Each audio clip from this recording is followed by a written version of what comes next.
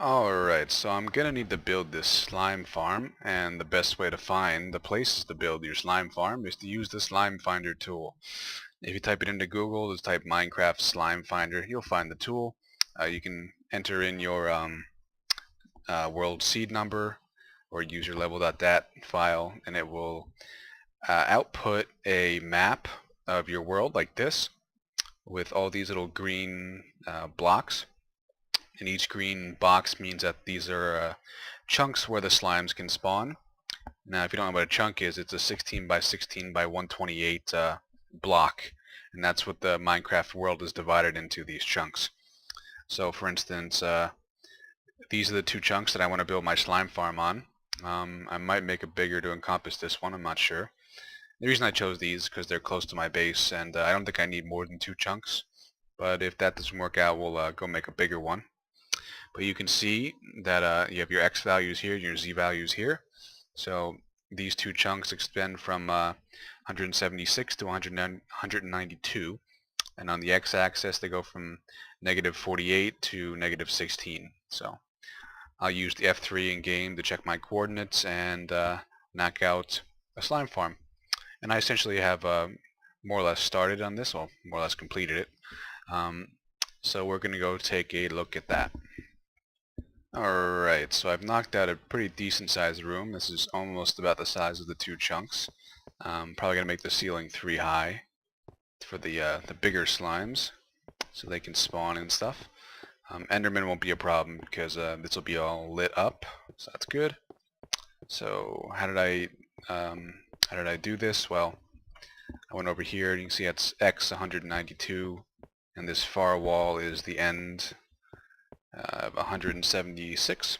So that's perfect because using that slime finder I found that it's 192 to 176, and from -48 to -16. So we just walk over here and I have a, yeah, that's actually perfect, so that's good. So that's the size of the two chunks that I'm using. So I just gotta finish knocking this part out. Ooh, lava. That's annoying. So I have no idea how I'm gonna do this. I've actually never made a slime farm before, but I'm sure I'll figure it out. Can't be too hard. From what I know about slimes, they can't swim, so you can't really move them around like with a mob evader or anything like that. Not that I was planning to. It'll probably be, I think a lava blade will work fine. So probably a standard water canal system into a blade. That sounds good. Not sure if a drowning trap will work, but I don't think it's necessary. But if the lava, because there's certain ways that the slimes only drop slime balls under certain occasions, and it has to do with if they're damaged. I think it's over damage. In other words, if you ever try to hit one with a sword and you kill it, you'll notice it doesn't drop slime balls because like you sort of you did too much damage to it. You have to do like just enough damage. So maybe a lava blade's out. I might have to use a drowning trap and after all, but I'll figure it out later.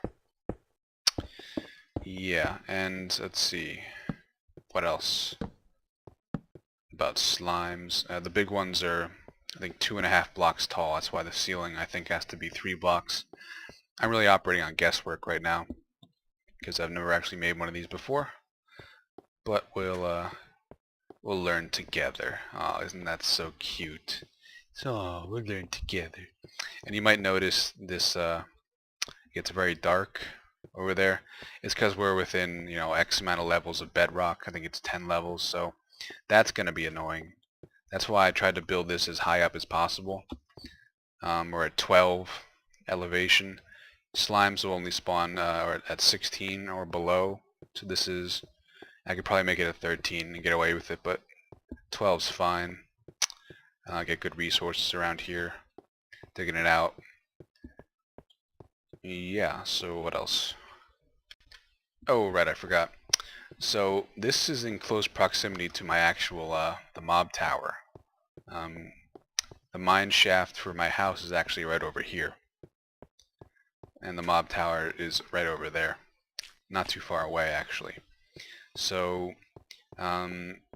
they will interfere with each other, but it actually might be a good interference, if that makes sense, because slimes spawn very rarely compared to other mobs. So you know, the more mobs that I kill in the mob trap, every time I kill a mob, there's a chance that a slime will spawn down here.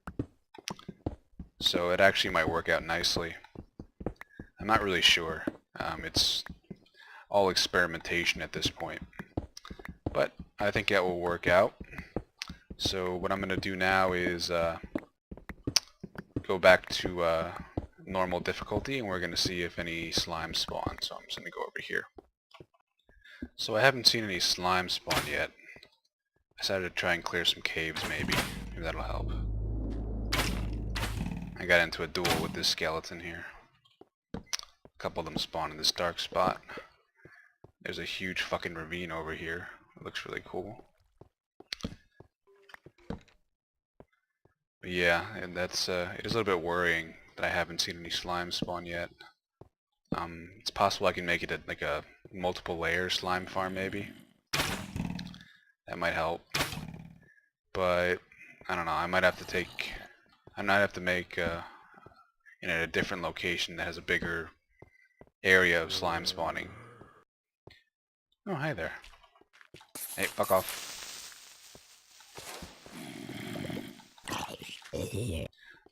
So I'm not quite sure. There was one that had like 5 chunks right next to each other. It was really huge, but it was right in the middle of a huge ravine. Not this one, but a different one. It was pretty far away from my base. That's why I decided not to go there and do it there, that is. But I don't know. If there's no more slimes spawning, at least not very often, ow, in the place where I want to make it, then I might have to go there. Bastard. In my experience, slimes tend to spawn, I mean, they're really rare, first off, as a given. But even beyond that, when they do spawn, they do tend to spawn like a lot of them. Like there'll be no slimes for the longest time, and all of a sudden there's like 50 everywhere. So, I don't know. I'll have to see how this all works out. So I'm going to clear some caves and then go back and see if that helped. Oh, here's one. Only one though. But at least I know they are... Ow! Fucking bastard. At least I know they are spawning here. See, I just did a critical hit. I did over damage to him. Fuck. So he didn't split. That sucks. Okay. That's a good learning experience. Okay, so this is the correct spot. They do spawn here, but it's going to be rare. I'm going to have to take a look and see if I missed some caves or something, and maybe that's the reason. I don't know. But I'll keep working on this. But for now, I think we'll probably do something else for a bit. So I wanted to talk a little bit about dying zombies. Now, I wanted to talk a little bit about the transition into the experience system that Notch has planned. And as far as I know, you're going to be able to use those experience orbs you pick up off mobs to basically buy upgrades, skills, that kind of stuff. That sounds cool, I don't mind. But you only get the experience orbs when you kill the mobs manually, when you kill them with a sword or with a bow, with your fists, that kind of stuff. So, okay, that's fair. I don't get them from the mob trap itself. And if I did, that would be kind of ridiculous. I could just go AFK and farm it. But what I see happening, and I'm willing to bet you that it's going to happen and be very popular, is a transition between the normal mob trap / grinder to an XP farm. And my plan is to make an add-on to this trap. I'm going to have a mechanism by which I shut off this lava blade, and it's going to divert the mobs to a special room. And in that special room, they're going to get stuck, and there's going to be a gap in that room where they can't move out, but I could attack them through it, but they can't attack me. So that's my plan, and I'm going to be able to attack them and collect their experience orbs. So I'm willing to bet that's going to be the new standard once the XP system comes out. It's going to be very popular. So I'm trying to think ahead. And I still haven't lit up all the surface area yet, above on the surface. That's why I keep a bed here to sleep and make it daytime, so I don't get all those mobs up on the surface interfering with the trap. Yeah, I've been a bit lazy lately. Been busy with 1.9 stuff today and whatnot. So, yeah, that's more or less all I wanted to say about that. Sound like Forrest Gump. That's all I got to say about that. What did I tell you? They spawn in bunches. Yeah, so I think this is gonna work fine. Okay. Ah! They're coming out of the walls, man! Game over, man! Game over! So I thought I'd show you how well the mob system's working now. We have 19 spawns above us. As you can see, it's quite effective. Yeah, I'm pretty happy with this. And this is only 4 levels as well. I'm gonna have at least 5 or 6. I think I'm gonna... It's not even halfway down to the bottom yet in terms of how many levels I can have, so... I think I'll do like every couple days I'll do another level until it's like maxed out. I'm gonna have tons and tons of loot, so... Very happy with this. Hey people, it's Drakhl, and if you didn't notice, my voice might sound different. That's because I got a new microphone today. It's a condenser microphone. It's the very cheap version of what professional voiceover artists use, so it should sound a lot better now. But I'm still having issues with background noise, so I guess that's the trade-off. So you won't hear me breathing, at least, anymore into the headset that I used to use. But you might get a little bit of background noise. My voice will sound better overall, so I'm pretty happy with that. So what is this? This is a program called MCEdit, and this is my 1.8 world. You can see there's a village over there. There's a village over there. I think there's a further one over there. And it renders the map in 3D, and it lets you edit it, basically. You can edit it with anything you want. And here is our house area, I guess. Down here are my chests and my bed and whatnot. And I'm trying to find myself, because you can actually move your player around using this, which is actually really, really handy for clearing out caves. And you can see all the caves around in this area. I've lit up the vast majority of them, but there's still a few that I missed. It's actually this is a really good tool if you don't have unlimited free time and you have to clear some caves. Well, this is very, very useful, because you can just use move player and then click like that, and then control S to save, and then you just move your player. So the next time you log in, you're going to be in a different place, so you can move yourself from cave to cave and clear them real quick. I try to do it legitimately, but sometimes there are some caves that you're just never going to find.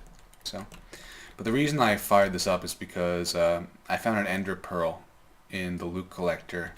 So I wanted to see if the enderman did any damage to the trap, and yeah, we got 2 missing blocks right here. So I don't know how the hell an enderman got in here. It should not be possible that they got in here. And there's nowhere that they could spawn. It's so bizarre. And there's nothing, like, he didn't knock out a wall or anything and come in. So I have no idea how the enderman got in here. No clue, but they did get in here. He died for his trouble. So I'll probably have to come and fix this. As far as I can tell, nothing else is broken. So, yep, MCEdit's a very useful tool. I do enjoy it. And here's the side view of the mob trap itself. You can see we have a long way to go. We have plenty of room. So that's going to be really cool. You can also use this to explore if you wanted to, like if you want to find strongholds or abandoned mines, that kind of stuff. Like here's an abandoned mine down here that I haven't explored.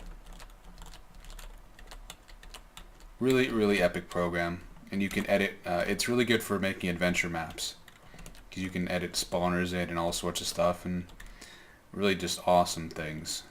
You can put chests in and put, certain item IDs inside your chest, so you don't even need to use single player command mods. You can just use MCEdit. So thought I'd just show you guys this real quick. Alright, so I thought I'd get started on the foundations for the city that we're going to build. Oh, look at that. That's cool. Wait a minute. These used to be normal stone brick stairs, but look at this. Now they're mossy. That's cool. And I know why that is too. Because the way some of the blocks in the game work is they're based on metadata. And it's kind of hard to explain. But you know how you have different colored wool, for instance? There's only one wool block. But each different color wool has different metadata in it. So it's like, you know, red wool is number 1, green wool is number 10, that kind of shit. And it also gets based on damage. So when I damage these stairs, it actually turned into a different block. That's pretty cool. So yeah, I'll mess around with that so I can get some more mossy and cracked stone. But anyway, I wanted to just talk about some of the new ideas that I've had for this city, as well as you're probably wondering where have all my redstone creations gone recently. I haven't made a redstone video in a while. I've been working on it. Been working on some stuff. Some really good stuff, actually. With 1.9, I've been fairly... And 1.8 and 1.9, fairly distracted, unfortunately. But I will get back to doing some of that, releasing those videos. Now, one of the cool things that I've been looking at recently is something that Christina and I planned for the multiplayer server that actually got shut down recently. So, but it's something that we had that we were gonna do, and I think I'll recreate it on this server. Not this server, but this single player world, because it's a really cool idea, I think. And it's basically a bank vault system, really, made out of redstone. What the hell am I looking for? It's hard to talk and do stuff at the same time. But yeah, so it's a bank vault system, and it's very redstone intensive. The idea is each player on, say, a multiplayer server has their own vault and their own pin for their vault, and they can change their pin, whatever, make it whatever they want. Right now the pin is about 8 bits long, which is significant. It's a lot of memory to store. It's very memory intensive, unfortunately, in terms of redstone memory. And that was the main problem that we had when we originally started making this. I guess that works. But yeah, because the traditional redstone memory circuits like latches and flip-flops are very big. It's very difficult to have a huge memory register together by using those traditional methods. But recently I made those piston memory systems that you've seen, like for my clock and whatnot, and that makes it's a huge leap forward in terms of memory, and it gave this project a little bit of new life. So the idea is you have a central system where the player goes, and the player, boom, the player punches in his PIN, in his user ID, and the system says, okay, welcome user, whatever, and it sends him on a minecart to his vault, and no one else's vault, just his vault. So the first challenge is the system has to remember the positions of vaults, and that's a real pain in the ass. And the second challenge is it has to remember all the pins, and it has to be rewritable, in other words, also. And it has to check the user entered pin against its database to figure out if that's the correct pin. So it's a whole bunch of redstone stuff, very complex. So yeah, what I've been working on recently, I have been working on the clock a little bit, and once I get that finished, I have to dig this place out first of all, but I'm pretty close to finishing the redstone clock prototype. I've also been working on like a bridge. I'm going to call it the Bridge of Doom for kind of like an adventure map thing. And I've been working on the bank vault idea. I've been working on something called a time division multiplexer, and that lets me do the bank vault much easier. It's a way to send redstone signals, multiple data streams over a single redstone wire, or multiple redstone wires, whatever you want. So that made it much easier, or is going to make it much easier to do the bank vault. Instead of having, multiple XNOR gates for lookups and all sorts of crazy shit in circuitry, I can use one redstone wire and one gate. So it made a big difference. So yeah, that's the kind of shit I've been working on recently. It's a very complex stuff, so I haven't made too much progress, and I haven't made any videos with respect to redstone. So I just wanted to update you on what I've been doing, and I'm gonna finish clearing some of this more out. Alright, so this whole city idea is starting to come together in my mind. We're back here at MCEdit, by the way. So here's the entrance. You can see the stairs there, which are partially blown up now. You can see Steve over here. It's my player. So this is going to be the main water entrance for the base up here. It's going to be right here where that door is. So that's going to be cool. And you're going to go down in a boat, and then you're going to come out right about here. And to your left is going to be really like a grand hall of mobs. I forget what the hell I'm going to call it, but it's going to be the mob trap, basically. And this ceiling will be much taller. It's going to look really sweet. Yeah. And then I think maybe to the right of that will be the banking hall, maybe. And then over here we're going to have the farming hall and the crafting hall. And lots of cool stuff. We're going to have a redstone hall. And at the furthest point, all the way back here, I'm not quite sure where it's going to be, probably around here-ish, it's going to be the big giant redstone clock. So I'm going to have to clear all this area, knock out these walls, fill in some caves, because there's a big cave system right here. I don't know how it's all going to come together, but it will eventually. That's the plan.